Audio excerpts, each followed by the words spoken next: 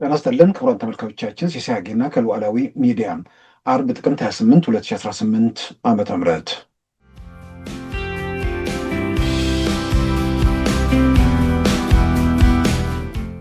ራሱን እንደ አፍሪካ መሪ ለማውጣት እየሰራ ነው።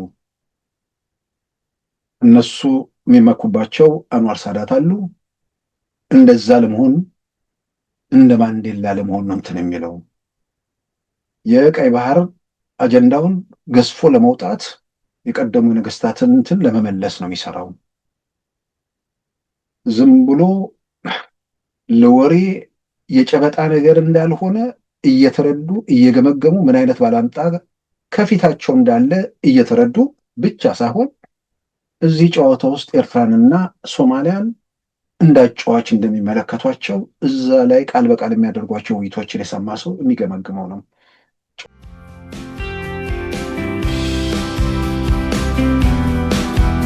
የት ነኝ? አቅሜ ምንድን ነው? ምን ለማድረግ እችላለሁ? መለወጥ የምችለው በምን መልኩ ነው የሚለው ነገር ላይ በዛ ላይ መተኮሩ ጥሩ ነው። በሙሾ ሕፃን ምንድን ነው አማኞችን በመፍጀትና ሙሾ በማውረድ በንጹሐን እንባ በንጹሐን ሞት ወደ ቤተ መንግስት አይደለም ወደ የትም ወደ ቀበሌ ጽሕፈት ቤትም መድረስ አይቻልም። ሰሞኑን የማየው ግርግር ይገርመኛል። እጅግ በጣም በጣም በጣም የሚያሳፍርም ነው።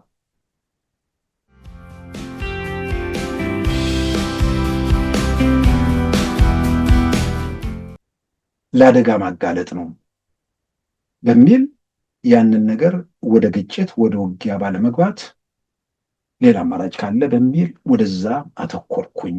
ህዝቡ ተመልሶ ጉስቁልና ተመልሶ አደጋ ውስጥ እንዳይገባ አሰላለፉንም ሲያይ መንግስት ሆኖ አቅም ጨምሮ ስለመጣ ይሄን የህወሓት ሰዎች ታጣቂ አዛዦቹ የፖለቲካ መሪዎቹ በርቀትም በቅርብም ሆነው ለነዚህ ሰዎች የሚያጨበጭቡ ይሄንን እንዴት ነው ቆም ብሎ እንዲህ አይነት ሁኔታን ማየት ማስተዋል መገምገም የሚሳነው?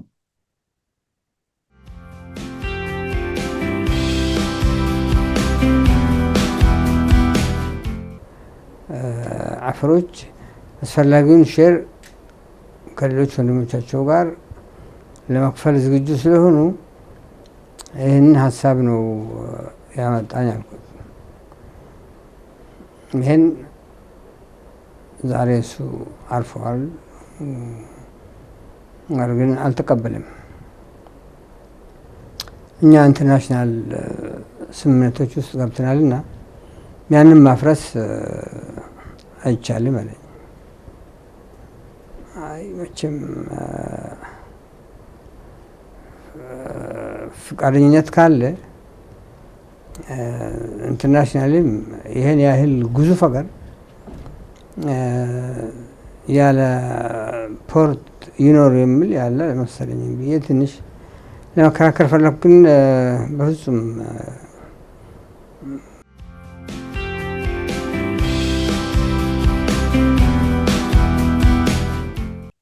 በዛሬ ፕሮግራማችን በእነዚህና በሌሎች ወቅታዊ ጉዳዮች ላይ ትኩረት አድርገናል። አሁን ወደ ዕለቱ ዜና እናመራለን። የህወሓት ኃይሎች ወደ አፋር ክልል በመግባት ያደረጉትን ወታደራዊ እንቅስቃሴ በተመለከተም ሌላ ዙር ግጭት ሊቀሰቀስ ነው የሚል ስጋት ማየሉን ዓለም አቀፍ መገናኛ ብዙሃን ዘግበዋል። በሌላም በኩል የትግራይ ጊዜያዊ አስተዳደር የአፋር ክልል መንግስት ግዛት የተጣሰ ሲል ያወጣውን መግለጫ ያስተባበለ ሲሆን የትግራይ የሰላም ኃይሎች ተደጋጋሚ ትንኮሳ ሲያደርጉ መቆየታቸውንም ገልጸዋል።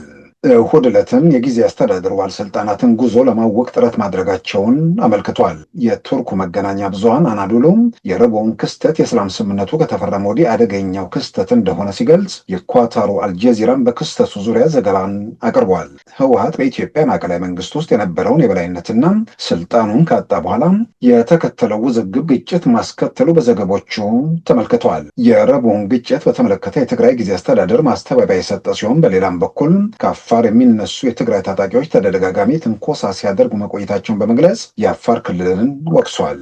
በአፋር ክልል የሚንቀሳቀሱት የትግራይ ታጣቂዎች ባለፈው ዓመት የጀመሩትን ትንኮሳ በመቀጠል ባለፈው እሁድም ከመቀሌ ወደ መሆኒ በሚጓዙ የትግራይ ጊዜ አስተዳደር ባለስልጣናት ላይ አደናቃፊ ተግባር መፈጸማቸውን ዘርዝረዋል። በመግለጫው ባለስልጣናቱ እነማን እንደነበሩ በስም ባይገለጽም እሁድ ዕለት በጉዞ ላይ ከነበሩት ውስጥ የክልሉ ፕሬዝዳንት ሌተና ጀነራል ታደሰ ወረደ እንደሚገኙበትም ለማወቅ ተችሏል። የትግራይ የሰላም ኃይሎች በጉዞው ላይ በተጨባጭ ምን እንዳደረጉ ግን አልተገለጸም።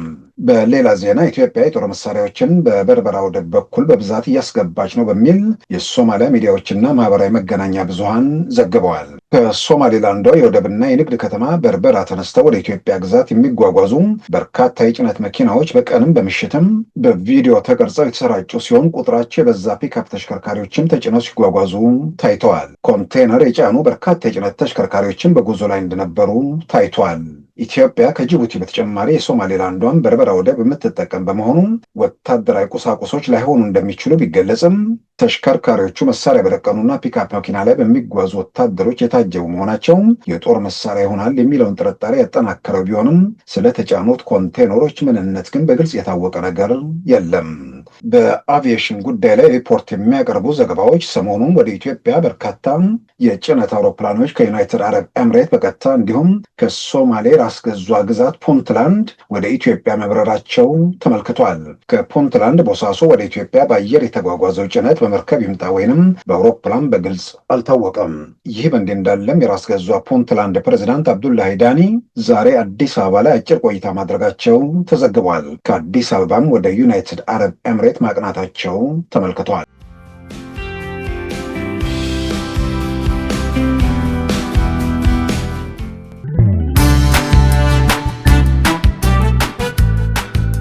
ሉዓላዊ ሚዲያን ይደግፉ። ስራዎቻችንን ለብዙ እንድናደርስ ሰብስክራይብ፣ ሼር፣ ላይክ በማድረግ ሉዓላዊ ሚዲያን ያጠናክሩ። እውነትን እንዘግባለን፣ ኢትዮጵያዊነትን እናቀነቅናለን። መድረኩ ግን ለሁሉም አመለካከት ክፍት መሆኑን እናረጋግጣለን። ሉዓላዊ ሚዲያ።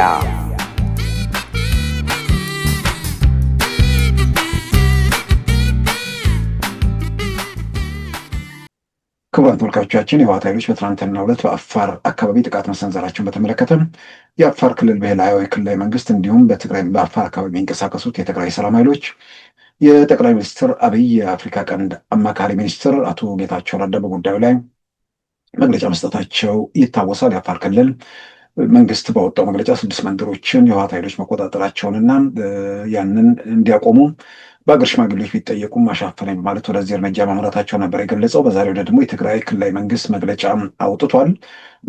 በትናንትናው ዕለት ማለት ነው። የትግራይ ክልላዊ መንግስት መግለጫ አውጥቷል። በመግለጫው ባወጣው መግለጫ የአፋር ክልል ያወጣውን መግለጫ አስተባብሏል። ይልቁንም የአፋር ክልል መንግስት በተደጋጋሚ በትግራይ ክልል ላይ ጥቃት የሚሰነዝሩ ኃይሎች ከለላ እየሰጠ ነው ከማለታቸውን ባሻገር እሑድ ዕለት የክልሉ ኃላፊዎች ወደ ደቡብ ትግራይ ዞን በተንቀሳቀሱበት ወቅት በዛ አካባቢ ጥቃት ለመሰንዘር መሞከሩንና ተደጋጋሚ ትንኮሳዎች ሲደረጉ መቆየታቸውን ገልጿል። የትግራይ ጊዜያዊ አስተዳደር አጠቃላይ የአፋር ክልል ያወጣውን መግለጫ በማስተባበል ነው። በሌላ በኩል ከኢትዮጵያ ፌዴራል መንግስት ጋር የፕሪቶሪያ የሰላም ስምምነት ሙሉ ተግባራዊ በማድረግ አለው አጣብቂኝ ለመውጣት ያለውን ፍላጎት ገልጿል። በአጠቃላይ ትግራይ ውስጥ ግጭት እንዲፈጠር የሚፈልጉ አካላትም ከድርጊታቸው እንዲታቀቡ አሳስበዋል። ምናልባትም የጊዜያዊ አስተዳደሩ ፕሬዚዳንት ወይ ደግሞ የጊዜ አስተዳደሩ መንግስት ያወጣውን መግለጫ በተመለከተ ትላንት አቶ ጌታቸው ከወጡት መግለጫ ጋር በተወሰነ ደረጃ አብሮ አመሳክሮ ማየቱ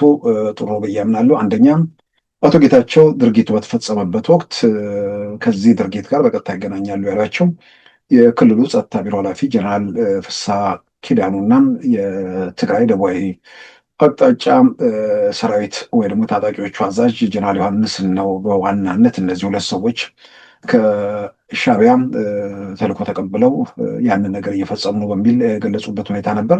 ምናልባትም በትናንትናው ዕለት የአቶ ጌታቸው ረዳን መነሻ አድርገን ሁኔታዎችን ስንገመግም የጊዜ አስተዳደሩም እዚህ ውስጥ በቀጥታም ሚና አለው ብሎ ተብሎ አይታመንም ከአቶ ጌታቸው ማብራሪያም። በሌላም በኩል ደግሞ ራሳቸው ህወሓቶችም ብዙ ጊዜ በተደጋጋሚ እንደምንሰማው ሚናቸው እየተገደበና እየቀነሰ በዋናነት የጦር አበጋዞቹ ሁሉን ነገር በመዳፋቸው እያስገቡ መምጣታቸውን የሚያሳይ ነገር ነው። ምናልባት እንግዲህ የጊዜ አስተዳደሩ ባወጣው መግለጫ ላይ የፕሪቶሪያውን የሰላም ስምምነት ሙሉ ተግባራዊ ለማድረግ ያለውንም ቁርጠኝነት እና የፌዴራል መንግስቱም ያን እንዲፈጽም ከዛ ውጭ የትግራይ ወሰኖች ወይ ደግሞ ሉዓላዊ ግዛቶች የሚል አብሮ አካቷል። ምናልባት በየመግለጫው መግባቱ አይገርመኝም። ለምን ያንን ሁሉ የሚጠብቁ ሰዎች ስላሉ ለነዛ መልእክት ሊሆን ይችላል። ከዛ ውጭ ግን በዘላቂነት ትግራይ ውስጥም ሰላም ተረጋግቶ በአካባቢውም ሰላም ሰፍኖ ሁሉም ፊቱን ወደ ልማት ለማዞር ያለው እድል በተጨባጭ መሬት ላይ ያለው እውነታ ጋር ራስን አስማምቶ ተጨባጭ መሬት ላይ ያለው እውነታ ያኛውን የሚበድል ሌላኛውን የሚጠቅም ነገር ሳይሆን የተዛባ ህገ ወጥ ወይ ደግሞ ህግ የተላለፈ ወይ ደግሞ አንደኛው ሲበደል ሌላኛውን ሲገፋ እንደ ቡድን ነው፣ ማህበረሰብ አይደለም፣ እንደ ቡድን ፓርቲም ሲገፋ የነበረበት አሰራር ነበር። ስለዚህ በዛ በኩል የተፈጠረ ክፍተት አለ። ያንን ክፍተት ለማረም የሚደረጉ እርምጃዎች አሁን አሉ። ስለዚህ የሚታረመው ነገር ሌላ የትኛውንም ወገን እንዳይጎዳ ማድረጉ ላይ መተኮሩ በጣም አስፈላጊ ነው። ምናልባት በመግለጫቸው ላይ የሆነ የአፋር ክልል ያወጣውን መግለጫ ምንድን ነው ለማስተባበል የሄዱበት መንገድ ያው በተወሰነ ደረጃ ውስጣቸውን አንድነት ለመጠበቅ ያላቸው ምርጫ ይሄ ነው። ገብተው ትንኮሳ አድርገዋል። ከዛ በኋላ በወቅቱም የሰላም ኃይሎቹ እንዳሉት ውጊያ ገጥመዋል። በኋላ እነሱ በሰጡት ማጸፋ ተመተው ወጥተዋል ነው እነሱ የሚሉት። በሌላም በኩል ደግሞ አልወጡም እዛው ቆይተዋል የሚል ነገር ነበር። አሁን ጊዜ አስተዳደሩ ከሚሰጠው መግለጫ ተነስቶ ማየት መረዳት የሚቻለው ከአካባቢው ወጥተው ይሆናል ተብሎ ይታመናል።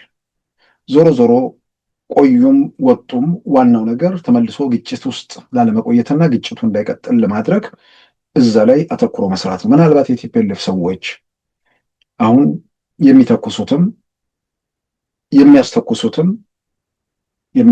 ስል በኤርትራ በኩል ያለውን አይደለም። በኤርትራ በኩል ያለ የራሱ ፍላጎት ነው። ምንም ጥያቄ ውስጥ የሚገባ ነገር አይደለም።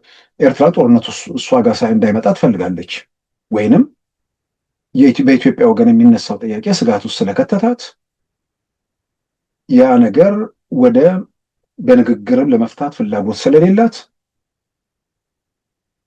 ኢትዮጵያን ማዳከሙ ወይ ደግሞ ኢትዮጵያ ውስጥ ያለው ሁኔታ እየተዳከመ መቀጠሉ በዘላቂነት እንዲህ አይነት ጥያቄ የሚያነሳ ቡድን በአካባቢው እንዳይኖር ለማድረግ አነስተኛና ጥቃቅን ቡድኑም ሌላውም ሁሉም ኢትዮጵያ ውስጥ ያለውን የፌደራል መንግስት እንዲያዳክሙ ያን ተልዕኮ እንደሚሰጧቸው ምንም የሚያጠራጥር ነገር አይደለም። ግን በተለይ አሁን የትግራይ ጊዜ አስተዳደር የወጣውን መግለጫ ስመለከት በተወሰነ ደረጃ ፖዘቲቭ ወይ ደግሞ አዎንታዊ ነገሮች ይታዩበታል።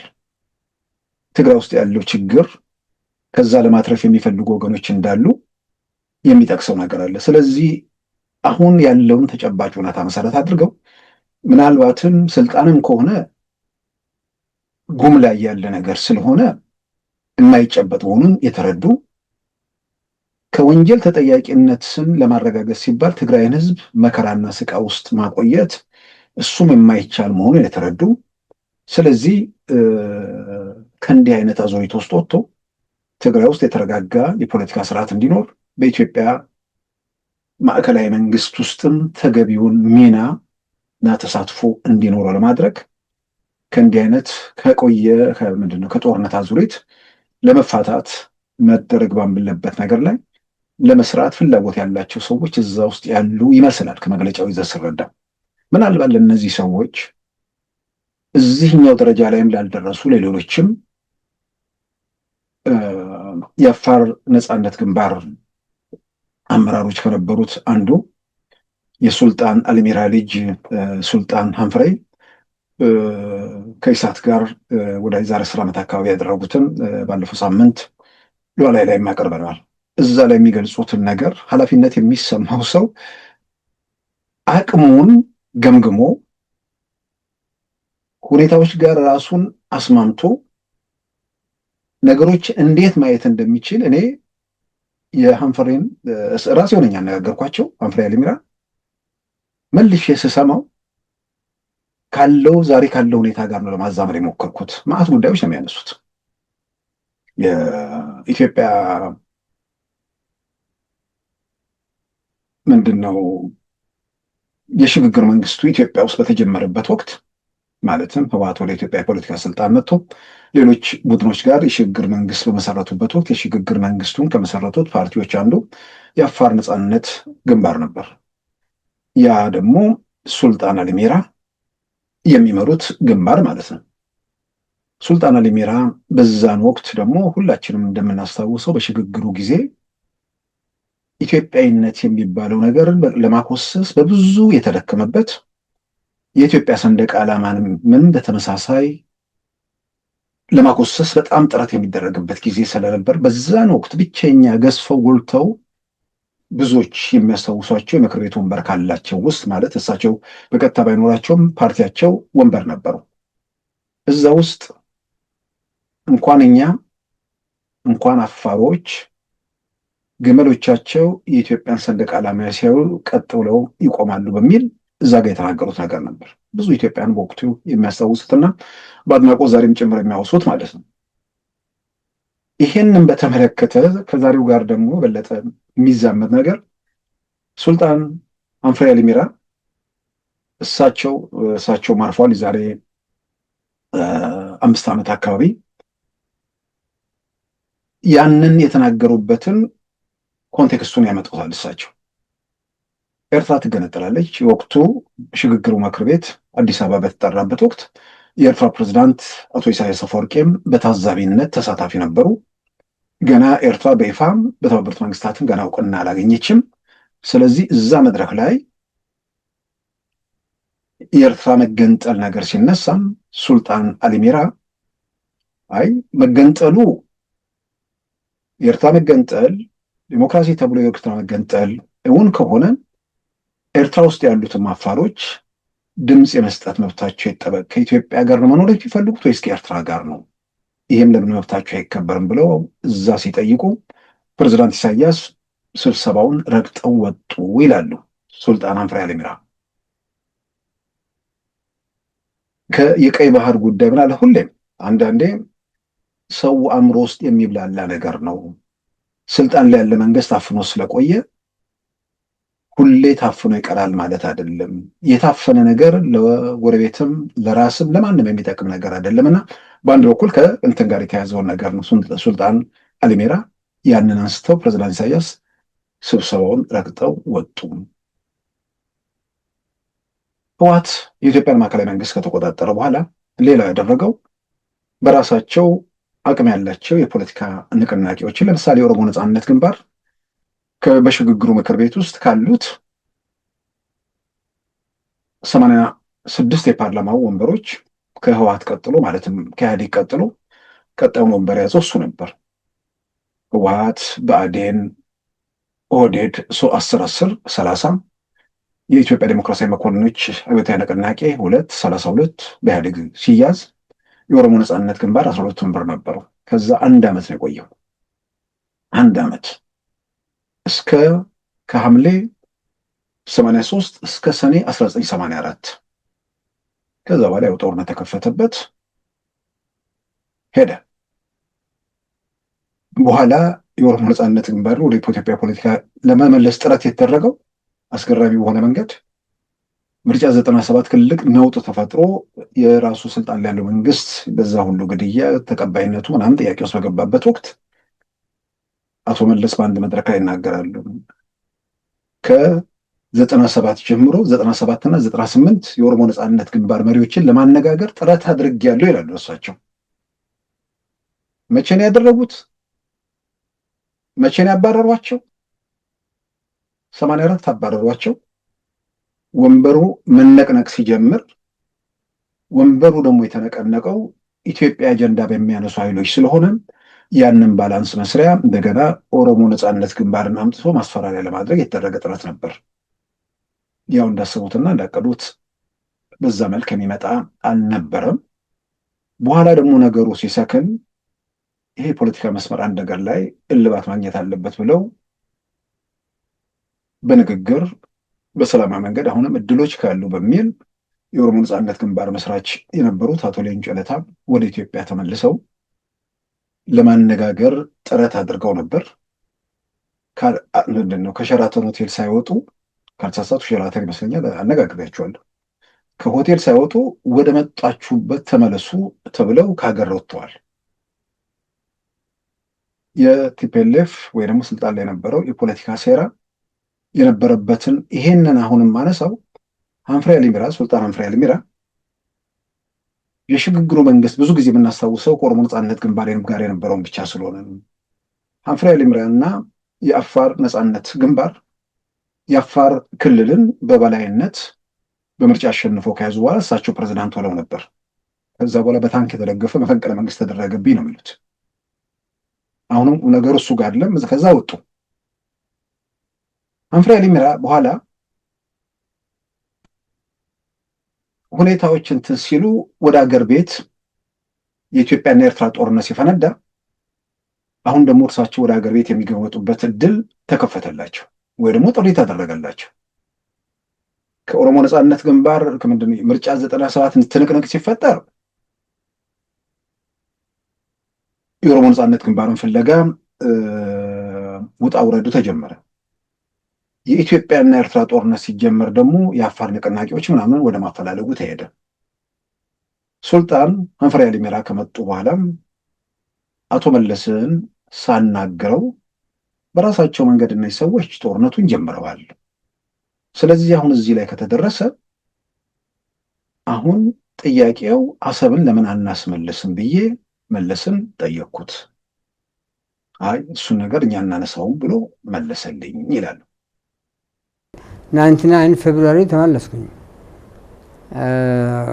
እንግዲህ ያው ከመለስ ጋር ነበር ግንኙነቱ እና እሺ ሀንፍሬ በመመለሴ በጣም ደስ ብሎኛል። አሁን አንተ ራስህ የምትፈልገው ስራ ብትመርጥ አለኝ። እኔ በእውነቱ ለስራ ብዬ አይደለም ተመለስኩት። ከአንተ ሰዎች ጋር ለመስራት ስለማልችል እኔ ግን ምኞቴን ነገርኩት። ዋናው ነገር አሁን ጊዜው ነውና ሰዎቹ ራሳቸው ስላጠቁ እንደው አሰብ ለሀገራችን ለአፋር ብቻ ሳይሆን ላንድ ሎክድ ሆና ከምትኖር ኢትዮጵያ ይህንን ለመመለስ በእውነቱ አፋሮች አስፈላጊውን ሼር ከሌሎች ወንድሞቻቸው ጋር ለመክፈል ዝግጁ ስለሆኑ ይህንን ሀሳብ ነው ያመጣኝ አልኩት። ይህን ዛሬ እሱ አርፈዋል፣ ነገር ግን አልተቀበልም። እኛ ኢንተርናሽናል ስምምነቶች ውስጥ ገብተናልና ያንን ማፍረስ አይቻልም አለኝ። አይ መቼም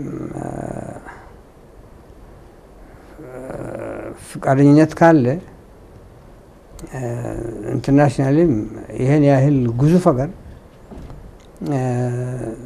ያለ ፖርት ይኖር የሚል ያለ መሰለኝ ብዬ ትንሽ ለመከራከር ፈለኩ። ግን በፍጹም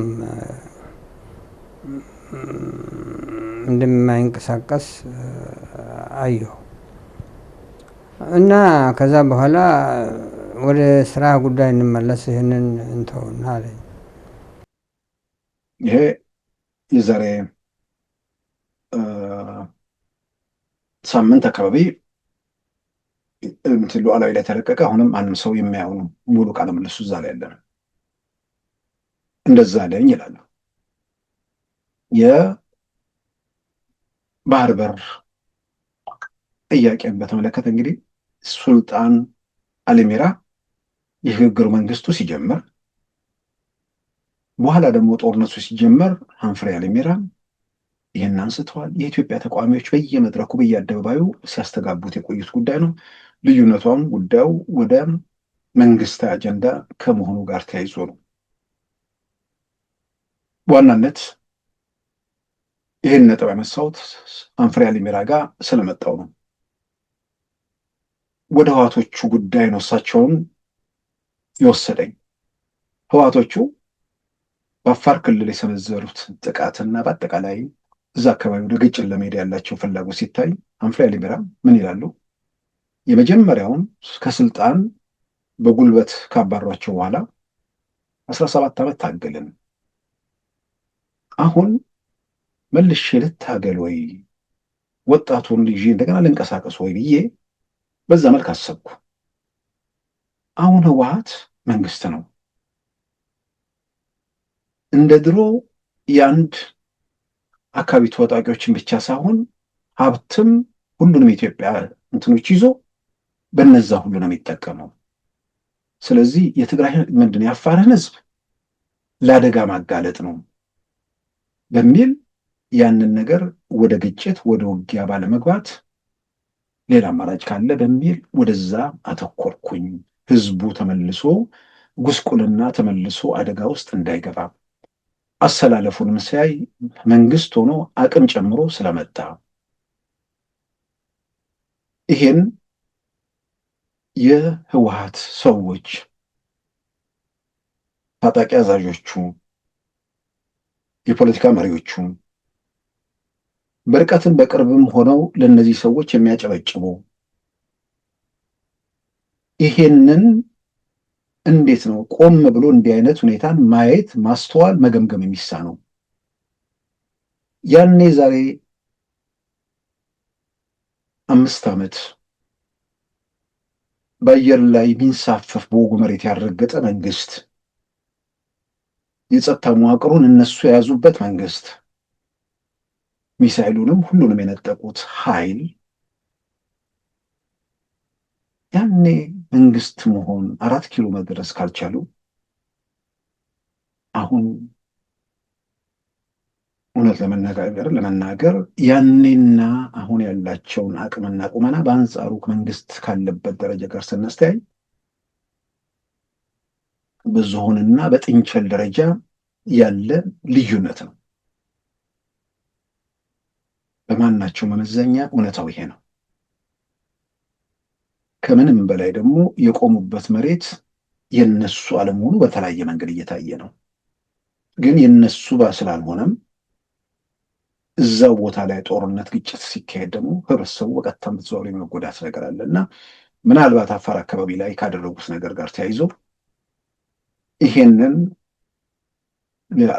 ትግራይ ጊዜ አስተዳደር ያወጣው መግለጫ ላይ ትንሽ ኃላፊነት የተመላበት ነገርም ስለመሰለኝ የሆነ እውነታውን የተረዱ ለመፍትሄ የተወሰነ አስተዋጽኦ የሚያደርጉ መካከላቸው በተወሰነ ደረጃ አስቀድሞም እንደሚኖር ይታመናል። ልዩነት እንዳለም ይታወቃል።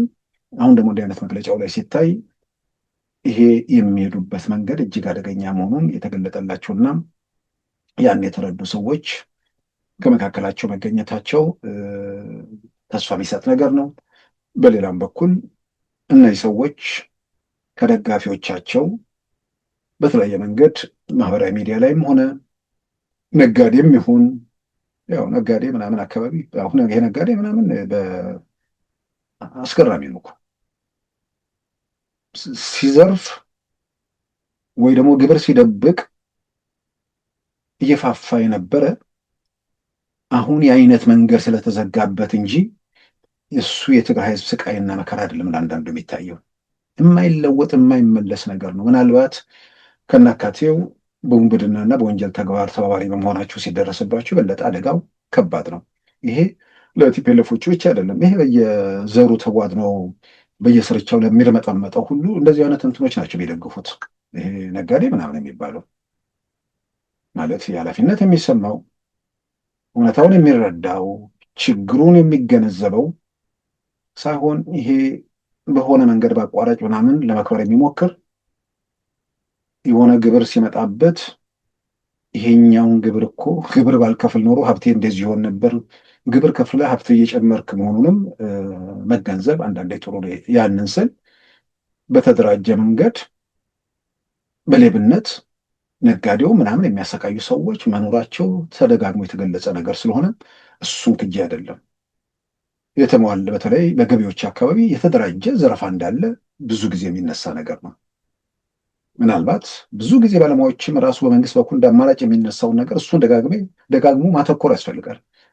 ቋሚ የሆነ ተመን አውጥቶ ከዛ በኋላ በዛ በቋሚ ተመን ላይ ምናልባትም ከሰራው በላይ ከሆነም እሱን በተመለከተ ሌላ የመቆጣጠሪያ መንገድ እንጂ ነጋዴዎች ላይ ይሄን ያህል ሚሊዮን ክፈል ያለዛም ምንድን ነው ይሄን ያህል ሚሊዮን መጥቶብሃል ለእኛ ይሄን ያህል ከሰጠህን በቃችኛውን ብቻ ተከፍላለህ፣ ቢያንስ ይሄን ያህል ልዩነት ኪስ ይቀርልሃል እየተባለ የሚቀጥል ነገር በዛ የተማረሩ ነጋዴዎች እንዳሉ በደንብ እናውቃለን።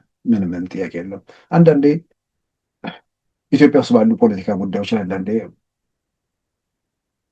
ተቃውሞ ውስጥም በብሶትም በምንም ውስጥ ያሉ ሰዎች ላይ አስተያየቶች፣ ትችቶች ሲቀርቡ ሰዎች የሚጽፉልኝ አሉ፣ በተለያየ መንገድ መልእክት የሚያደርሱኝ አሉ። ይሄ መንግስት እኮ ሌብነቱ፣ ዘረፋው፣ ቅሚያው ምናምን የሚል ነገር አለ። አዎ ሌብነት እንዳለ አውቃለሁ። በተለያየ መንገድ እንሰማለን። ዘረፋ አለ፣ ቀማኞች አሉ፣ ገዳዮች ምናምን አሉ በየቦታው። ሰው መሳሳት የሌለበትና መረዳት የሚገባው ኢትዮጵያ ውስጥ ያሉ በየቦታ ያሉ ቀውሶች መቶ እልባት እያገኙ ሲመጡ መንግስትም በሙሉ አቅሙ ወደ ውስጥ ፊቱን መመለስ የሚችልበት እድል ይፈጠራል። ሚዲያዎችም በዕለት ተዕለት እንዲህ አይነት ሁኔታ ላይ ከማተኮር ይልቅ በዘረፋና በተለያየ መንገድ ህብረተሰቡ ላይ ያሉ ብሶቶችን፣ ችግሮችን ምናምን መንቀስ የሚችሉበት እድል ይሰፋል። ስለዚህ የቀውሶች መቀጠል ወደ ውስጥ ለመመልከት ያለውን እድል ያጠበዋል። ያ ስላለ ተብሎ መንግስት ወደ ውስጥ መመልከት የለበትም አይደለም። ግን ወደንም ጠላንም ትኩረቶች ወደ ሌላ ነገር ሲሆን እንዲያን ነገር ላይ የሚፈጠሩ ክፍተቶች አሉ። የአስተዳደር በደልና የፖሊሲ ጉዳዮች ላይ ሰዎች በጣም ትኩረት ማድረግ ያለባቸው እንግዲህ የሆነ ቡድን ቢመጣም ዘራፊ ብቻ ሳይሆን ከዛም ያለፈ ነገር ሀገራዊ ህልውናን አደጋ ውስጥ የሚከት ነገር ሊኖር ስለሚችል የአስተዳደር በደሎች ከስርዓት ፖሊሲ ጋር የሚያያዙ ነገሮች አይደሉም። የአስተዳደር በደሎቹ በምን መንገድ መፈታት አለባቸው፣ እንዴት መወገድ አለባቸው፣ መንግስት እዛ ላይ መስራት አለበት፣ ሚዲያዎች፣ የተለያዩ የህብረተሰብ ክፍሎች፣ ጸረ ሙስና ኮሚሽን እየተባለ በዛ ላይ ማተኮር ነው። ግን የአስተዳደር በደሎችን የስርዓት መገለጫ ተደርጎ በዛ መልክ የሚወሰዱ ነገሮች ከእውነታው ወይ ደግሞ ከተጨባጩ ነገር የሚያደርቁን ነገር ስለሆነ ኢትዮጵያ ውስጥ ስልጣን ላይ ያለው መንግስት እየሄደበት ያለው መንገድ ኢትዮጵያን የሚታደጋት ትውልድ የሚያስቀጥል ነው ስንል ሌቦቹ የሚዘርፉበትና የሚቀሙበት መንገድ እሱም ትውልድ የሚያስቀጥል ነው እያልን አይደለም። እየተከተለ ያለው ፖሊሲ እየተሄደበት ያለው መንገድ እዛ ውስጥ ጎታቾች አሉ፣ ሌቦች አሉ፣ ዘራፊዎች አሉ። ወደ እነዛ ፊቱን የሚያዞርበት ሁኔታ እንዲፈጠር መጀመሪያ መሬት ላይ ያሉ ተውሳኮችን ማጽዳት ነው። ይሄ በየስርቻ በየምናምን የሚለው ማለት ነው። እሱን ለማድረግ እንግዲህ የሚሰራው ስራ በዛ በኩል ባለው ነገር ላይ ተጽዕኖ ማድረጉንም ግምት ውስጥ ማስገባቱ አስፈላጊ ነው። ስለዚህ ወደ ቲፒኤልኤፎቹ ስመለስ አሁን የፕሪቶሪያው ስምምነት እሱን ሙሉ በሙሉ ተግባራዊ በማድረግ ያ ማለት ተፈናቃዮቹን ማገቱ ቆሞ ወደ ቤታቸው እንዲመለሱ ማድረግ፣ ተፈናቃዮቹ ከተመለሱ በኋላ የሚደርስባቸው ማናቸውም የጸጥታ ችግር የፌዴራል መንግስት መቶ ኃላፊ ነው። ጥያቄ ውስጥ የማይገባ ነገር ነው። አሁን ቲፒኤልኤፎቹ እኛንን የትግራይ ሰዎች ወይ ደግሞ ተጋሮችን ሁሌም ዋስትና ሰጪ ነን እኛ ነን የሚል ነገር ሲያነሱ አዲስ አበባ ውስጥ በሚሊዮን የሚቆጠር ተጋሩ አለ። ታዲያ እናንተ የምትጠብቋቸው ከሆነ ለምን አትመጡም የሚል ሰው ጥያቄ ያነሱባቸው ነው። በየትኛውም ኢትዮጵያ ጫፍ አለ። ምናልባት ከእናንተ ጋር እኮ ምንም አይነት ግንኙነት የላቸውም እኮ። ምናልባትም የእናንተን ቆሻሻ ፖለቲካ እኮ የሚቃወሙት ሚሊዮኖች ናቸው። ይህንን እኛ ከሌለን ጠባቂ የለም። የፌዴራል መንግስት ይጠብቃል ስራው የኢትዮጵያ ጸጥታ ተቋማት እና ተፈናቃዮቹ ወደ ቤታቸው የሚመለሱበት ነገር ከተመቻቸ እዛ ላይ ማደናቀፋችሁን ማቆም፣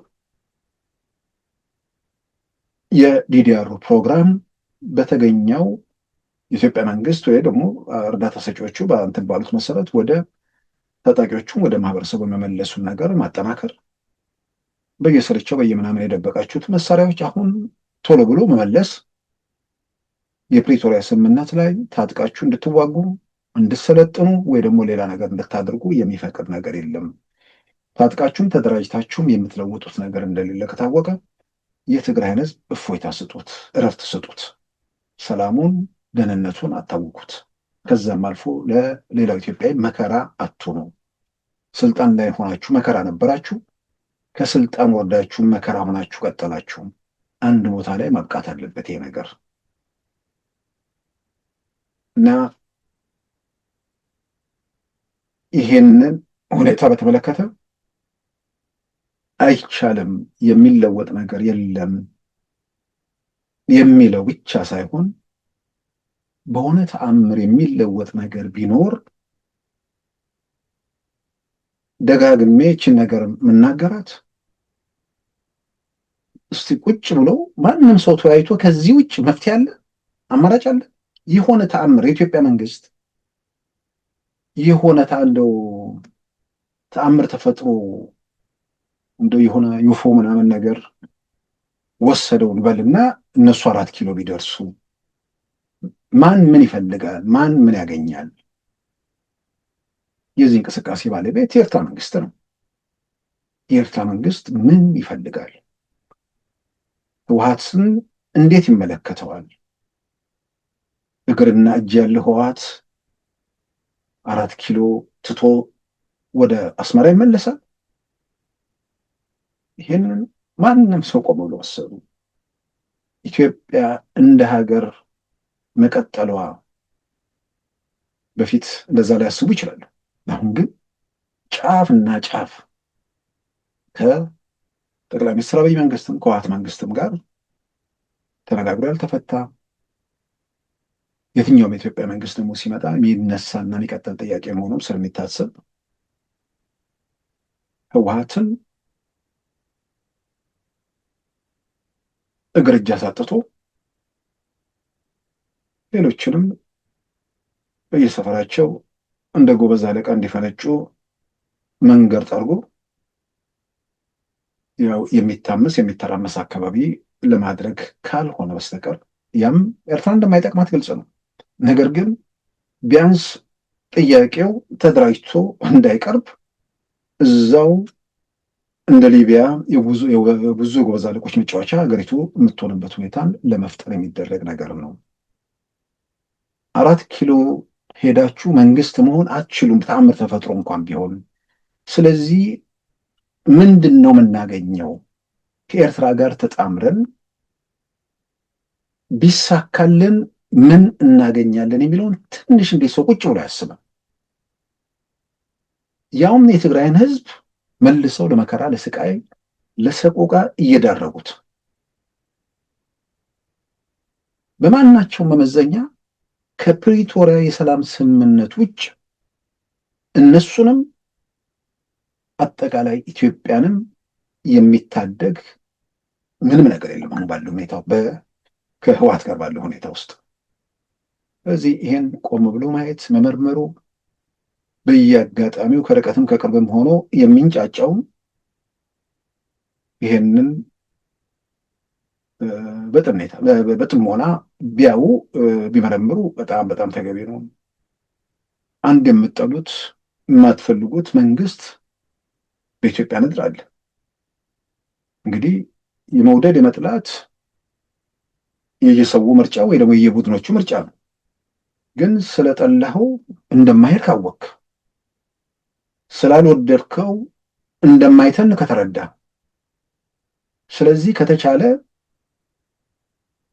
የጠላህበትን መንገድ አውቀ ወይ ደግሞ ለመጠላት ምክንያት ከሌለ በፍቅር በትብብር ወደፊት ተጋግዞ ማደግ የሚቻልበት ነገር ላይ መስራት ነው። አለዚያም ደግሞ የምጠላውን መንግስት ብዙ የሚጠሉ ሰዎችን በምርጫ አስተባብረ ከፖለቲካ ሜዳ ለማውጣት የምርጫ ስርዓት ውስጥ መቀጠል ነው። ሌላ ምርጫ የለም። ከዚህ ውጭ ሌላ መውጫ ነገር አለ ወይ? ኢትዮጵያ ውስጥ የምርጫ ስርዓት ውስጥ በምርጫ ፖለቲካ ስርዓት ውስጥ ማለፉና በዛ መንገድ ከመቀጠል ውጭ ምን ምርጫ አለ? ምናልባትም እኔ ይሄ በተቃውሞ ጎራ ውስጥ ያለው ማህበራዊ ሚዲያ ላይ የሚንጫጫው ምናምን ምናልባት በፊት መንግስትነት በፊት መሪነትና አሁን መንግስትነትና መሪነት አንድ ነው ወይ? በእሳት በፈተና በቀውስ ውስጥ የሚታየውን ነገር የሚለወጠውን ነገር ሀገሩ ወዴት እየሄደ እንደሆነ በአይናችን እያየን እየቃኘን ከዚህ በኋላ መንግስት ሆኖ ሲመጣ ከመንግስታት ህዝብ ምን ይጠብቃል የሚለውንም በጣም ማየቱ እጅግ በጣም አስፈላጊ ነው። እንደ ድሮ ቤተ መንግስት ተቆልፎ ተቀምጦ በየ5 ዓመቱ ምርጫም እያጭበረበሩ ወይ ደግሞ ሌላ ነገር እያደረጉ መቀጠል የሚቻልበት እድል የለም። ስለዚህ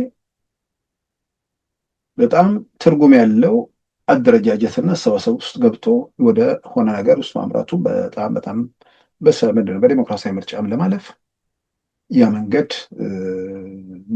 መንግስት ሲኮን በግልጽ አስበው ምን ለማድረግ ምን ለመከወን ሀገሩን ምን ለማሳካት ነው በዛ መልክ የሚሄዱት የሚለውንም ማጤኑ በጣም አስፈላጊ ነው። አቅምን ማወቅ ተፎካካሪ ያለበትን ደረጃና ሁኔታ ደግሞ መገምገም በብዙ መልኩ በእንትን ብቻ አይደለም፣ በጠመንጃ ኃይል በምናምን ብቻ አይደለም። ምናልባት ግብጾች ምን እያሉ ነው ኢትዮጵያ ውስጥ እየተካሄደ ባለው ጥያቄ እንትን ሁኔታ ውስጥ የሚለውን ኡስታዝ ጀማልን ምንድን ነው ካይሮ ውስጥ የሚሰማው ስለ ኢትዮጵያ የሚሰማው ነገር ሁሉ እዛ ላይ ይቀርባል። ሰዎች እዛ ጋር ሄደው ቢሰሙ በጣም ብዙ ሰውም እየሰማ ነው። ኢትዮጵያ ውስጥ ያለውን ነገር እንዴት ነው የሚመለከቱት? እንዴት ነው የሚገመግሙት? ጠቅላይ ሚኒስትር አብይን በምን ደረጃ ነው ግብጾች የሚመለከቱት? ራሱን እንደ አፍሪካ መሪ ለማውጣት እየሰራ ነው። እነሱ የሚመኩባቸው አንዋር ሳዳት አሉ።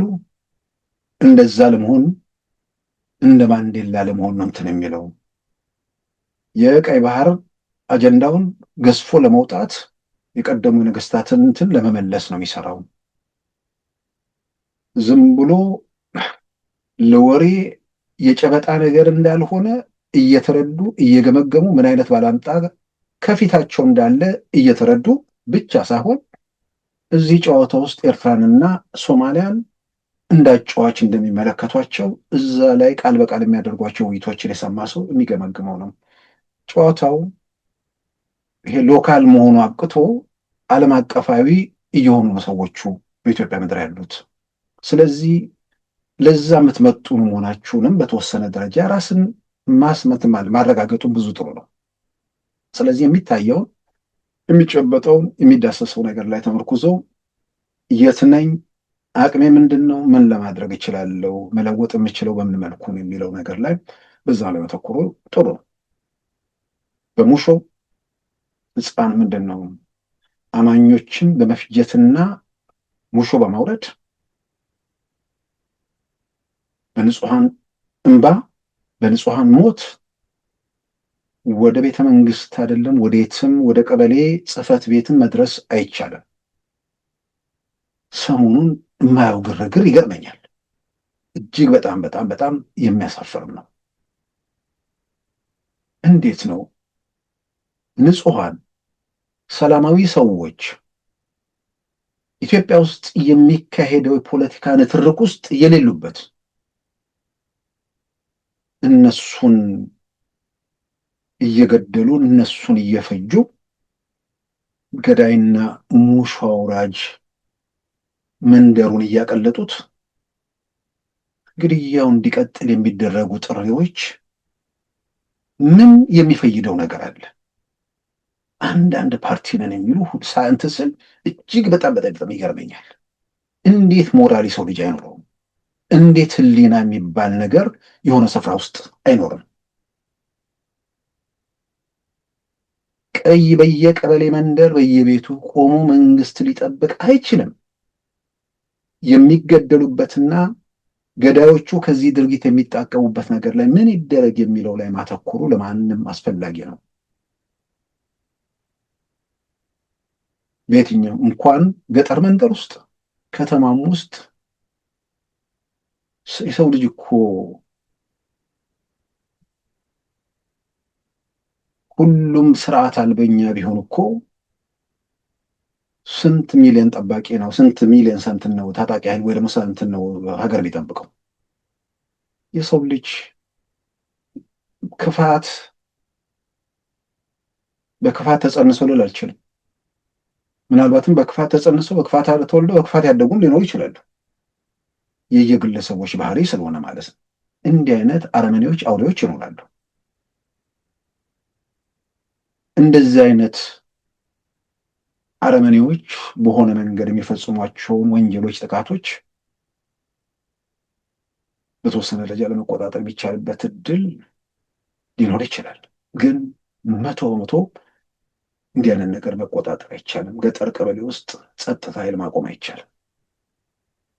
ስለዚህ እንዴት ይቆም የሚል ነገር ከመጣ አሁን የኢትዮጵያ የሃይማኖት ተቋማት ጉባኤ ወደዛ ተጉዟል። እንዴት ይቆም የሚል ነገር ከመጣ ለምን ይገላሉ የሚለውን ነገር አብሮ መመለስን፣ ገዳዮቹ ሃይማኖታዊ መልክ እንደሌለው በተለያየ መንገድ ሰምተናል። ኢትዮጵያ ውስጥ በዛ ደረጃ ሃይማኖታዊ ጥያቄ አንስቶ እንደዛ አይነት ነገር የሚያደርግ እንቅስቃሴ ብዙ የታየ አይደለም። ስለዚህ ለምንድን ነው የሚገድሉት? ለምንድን ነው ይሄ ወንጀል የሚፈጸመው? ግድያው የሚገድሉት ሰዎች ገድለው ምንድን ነው የሚያገኙት? ይሄ መመርመር ነው። በጣም ቀላሉ ነገር ነው። ሃይማኖታዊ መልክ ከሌለው ጥላቻ ምናምን ብሎ የሚመነዘር አይመስለኝም። ምን ጠቅላላ እኮ በዛ ደረጃ እንዴት ተብሎ ሊገለጽ ይችላል? ጥላቻ ሃይማኖታዊ ምን ካልሆነ ምንድን ነው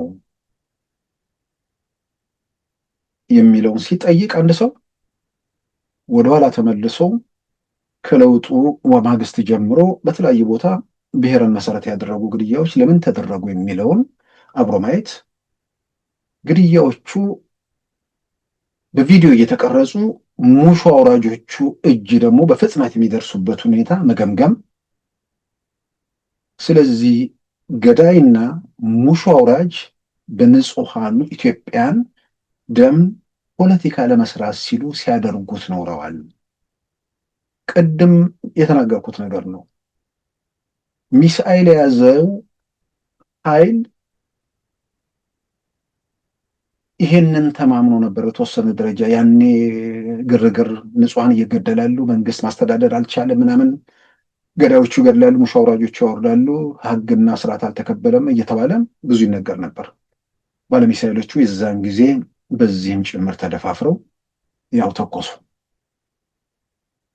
የምናስታውሳቸው ሊተኩሱ ቀናት ሲቀራቸው ወለጋ ውስጥ ቶሌ አካባቢ ዘግናኙ ጭፍጨፋ ተካሄደ። ያው ህዝብ ቁጣ ውስጥ ነው። እነዚህ ሰዎች ሲተኩሱ በቃ እንደውም ይምጡና ሰላም ያስፍኑልን የሚል መልእክት ለማስተላለፍ ያግዛል ተብሎ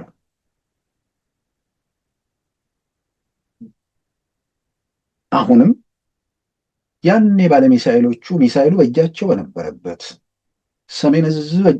የሰሜን ዕዝ መሳሪያዎች በመዳፋቸው ባደረጉበት የኢትዮጵያ የጸጥታ ተቋማት ውስጥ ሚናቸው ገዝፎ በሚታይበት ያኔ ግርግር ከዚህም ከዚያም ሲፈጠር መንግስት ሊናወጥ ይችላል ተብሎ ይታመናል። አሁን ንጹሐንን በመግደል መንግስት እንዴት ይናወጣል? ምንም የሚፈጠር ነገር የለም። ለማይፈጠር ነገር ንጹሐንን ምንም ፖለቲካ ውስጥ የሌሉ እናቶችን፣ አባቶችን፣ ህፃናትን አትፍጁ፣ አታስፈጁ። የሃይማኖት አባቶች እንዴት ነው አንዳንዴ በተለይ እኔ ሀገር ቤት ያሉ ስላለ በውጭ ያሉ በጣም የማከብራቸው የሃይማኖት አባት ጭምር የሆነ ቦታ ላይ ሲናገሩ ሰምቼ አዘንኩ። እንዴት ነው ሰው መንፈሳዊ ሰው ምንድን ነው የተከናወረው? ምን እየተካሄደ ነው? ለምን ተደረገ? ማን አደረገው? እንዴት ነው መንግስት ይሄንን እያደረገ ነው የሚል ነገር ውስጥ ሰው ጤነኛ ሰው ይገባል? የኦሮሚያ ክልል ለመወንጀል የሚደረግ ነገር የኦሮሚያ ክልል ሰፊ ክልል ነው እኮ እዚህ ጋር አልጠበቀም ሌላውን ደግሞ ጠበቀ የሚል ነገር ለምን አታስተላልፉም? ይሄ ነገር ማን ለምን ዓላማ እንዴት የሚለውን ቢያንስ በሌላው ነገር ላይ የፈለጋችሁትን አድርጉ። ተቃውሙ፣ ተኩሱ፣ ጅራፍ፣ ምንም የፈለጋችሁትን እሱ መብት ነው። በምላሹ ግን ደግሞ እሱም ቢሆን የሚያሳዝን ነገር እያየን ነው። የሚወጡ ፎቶግራፎች ህፃናት ልጆችን እያየን ነው። ግን ልጆቹን ቤተሰብ በተቻለ መጠን ለመሰብሰብ ይሞክራል። በዛ በኩል የምትሄዱበትን እስከቻላችሁ ድረስ ቀጥሉ። ግን ንጹሐንን ለእናንተ የፖለቲካ መጠቀሚያ አታድርጉ። ቤተ እምነት እናስነሳሳለን፣ የሆነ ማህበረሰብ እናነሳሳለን። የሚነሳሳውማ ተነሳሳና በኋላ አይኑን ገልጦ መሬት እውነታዎችን ገምግሞ ገዳዮቹም አስገዳዮቹም እነማን እንደሆኑ በብዙ ለይቷል። ለመለየት የተቸገረውም ለእግዚአብሔር ሰጠዋለሁ ብሎ በዛ መልክ ተብሏል። ግን አሁንም የሲኒማ እብልም ሊፈጠር አይችልም። ንጹሐንን በመግደል የሚፈጠር ነገር ከሌለ ገዳዮች፣ አስገዳዮች፣ ሙሾ አውራጆች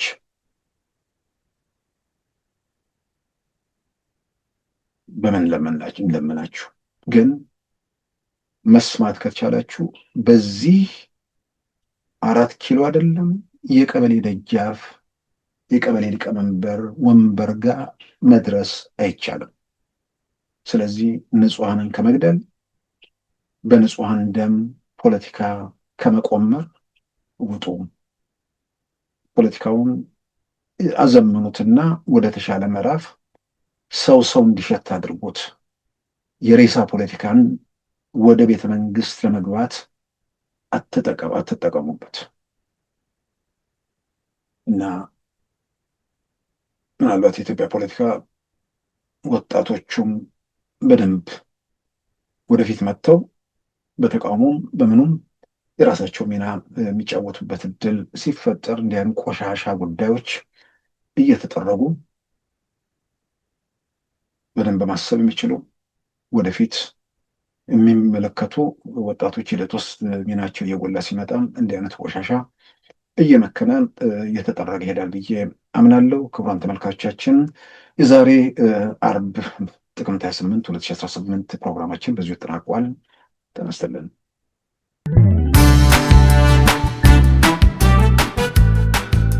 ሉዓላዊ ሚዲያን ይደግፉ። ስራዎቻችንን ለብዙ እንድናደርስ ሰብስክራይብ፣ ሼር፣ ላይክ በማድረግ ሉዓላዊ ሚዲያን ያጠናክሩ። እውነትን እንዘግባለን፣ ኢትዮጵያዊነትን እናቀነቅናለን። መድረኩ ግን ለሁሉም አመለካከት ክፍት መሆኑን እናረጋግጣለን። ሉዓላዊ ሚዲያ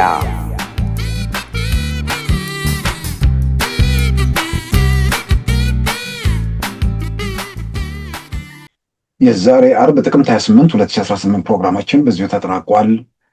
ጤና ይስጥልን።